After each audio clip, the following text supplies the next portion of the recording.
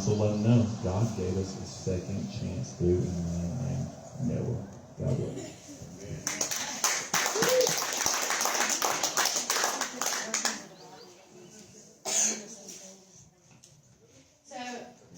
We know who we're supposed to have speaking tonight, and I'm hearing these messages that are coming out. And when we did this last night, I went to read the mission statement. I was kind of shaking a little bit. There wasn't quite this many people here. But when I did it today, what Dick was talking about is that power of Jesus and that power of God that's just here. You know, and when I come up here earlier, I was shaking all over it because my spirit was just so filled that there's so many people here. You know, and I was just shaking. So I want to take just a minute. I wasn't going to speak tonight, but I'm going to take just a minute. I want to be transparent with y'all. The thing is, you know, I've heard a lot of testimonies tonight, and I know a lot of y'all's testimonies, but I want to be transparent with y'all because I'm a leader of New Direction Ministry. So if y'all don't ever know anything about me, and most people in Alabama don't, I've been here for 5 years. Most people I know I've met in rehabs or ministries or through our church, so a lot of people don't know my story. My story started when I was 5 years old. My real father was sexually abusing me. I told my mother, he told me I was alive. She told me I was alive. So I went through that for several years before it actually got taken care of. But the thing is in that moment, what we don't realize is what we're teaching our children is we go through what we go through as children, and then we project that onto our own children because we don't know how to deal with ourselves. We don't know how to deal with our drama. So as going through that as a child, I thought that when I got older, that when I started dating, that a man didn't love me if he wasn't beating on me. I don't know how many times I've been choked almost to death, and I have seen that light, and God has brought me back every single time. I have epilepsy. I've had epilepsy for 22 years because of my oldest daughter's father. My oldest daughter passed away when she was 16 years old. I laid in the bed beside her and I watched her take her last breath. That is something no mother should ever have to endure. I have been divorced one time. Johnny is my second husband. But so many times I look back at my life since I've given my life to God and I think, God, how many times have you brought me back? How many times have you given me that second chance Nick was talking about? I should have died in multiple car wrecks. I should have died multiple times at the hands of other people. But God gave me a second chance. And I didn't know my purpose. I looked for my purpose for years.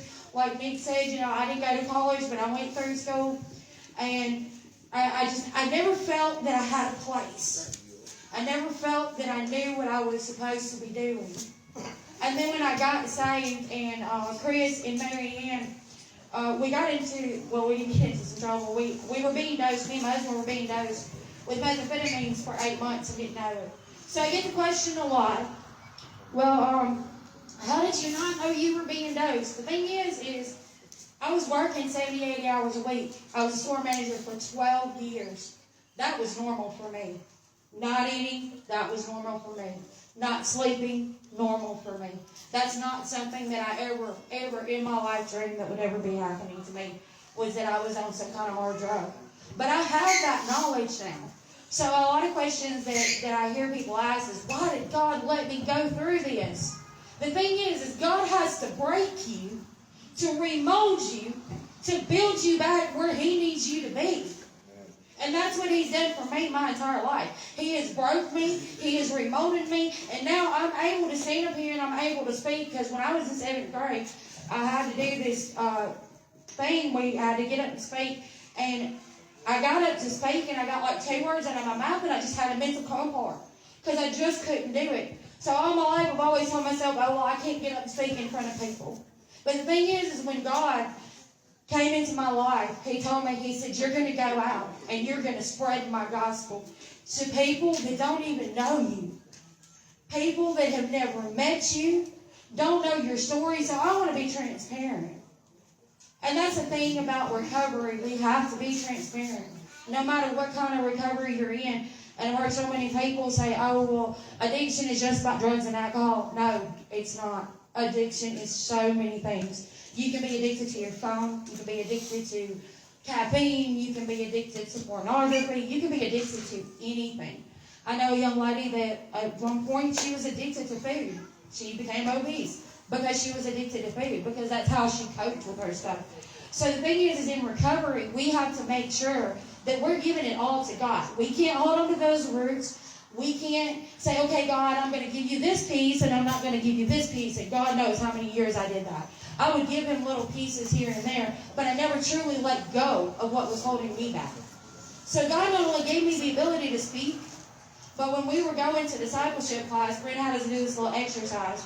And the thing is that I told Brent, I said, look, my thing is it's hard for me to pray in front of people. It's hard for me to pray for other people. I can pray for myself. All day long I can pray for myself. But I didn't feel that I had the ability to be able to pray for other people.